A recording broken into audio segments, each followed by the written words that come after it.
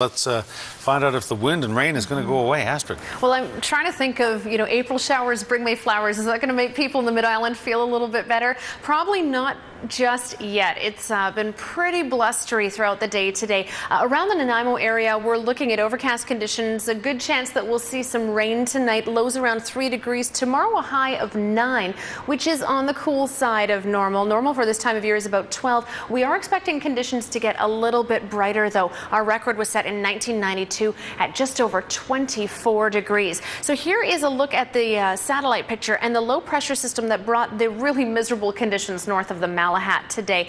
So those strong winds. Most of Vancouver Island was under a wind warning today, although a lot of those winds have eased. So for tonight, the only areas really expecting strong gusts are along the west coast of Vancouver Island. Still looking at southeasterly 70 to 90 kilometers an hour. We do have a rainfall warning around Howe Sound, 50 millimeters of rain expected overnight tonight and through tomorrow. So that's a sense of where it's still going to be blustery. We are looking at a good bit of precipitation for tonight. A lot of that going to hit the west coast and through the Alberni Valley tonight in the form of showers or flurries, in fact. By tomorrow morning, most of that intense rain will have moved on. We're looking at a chance of showers for most of the island tomorrow. Unless you're around the North Island, you could see some flurries. A lot of clearing up happening overnight tomorrow night and through Wednesday morning, making for a bit of a brighter midweek period for us. And actually, conditions get better as we approach the Easter weekend. For tonight, showers or flurries on the way for Port Hardy. Still some windy conditions, but not at a warning level for the North Island. Down to about 3 degrees for Courtney Comox, Campbell River. And tonight we're looking about 10 to 15 millimeters of rain along the east coast of the island. A lot of that wind easing throughout the overnight hours. Port Alberni, you're looking at heavy rain mixed with snow, 2 degrees tonight. Along the west coast, Tofino looking at 4 degrees. And you've got 30 to 40 millimeters of rain on the way. Again, those wind warnings are expected to end overnight tonight through tomorrow morning.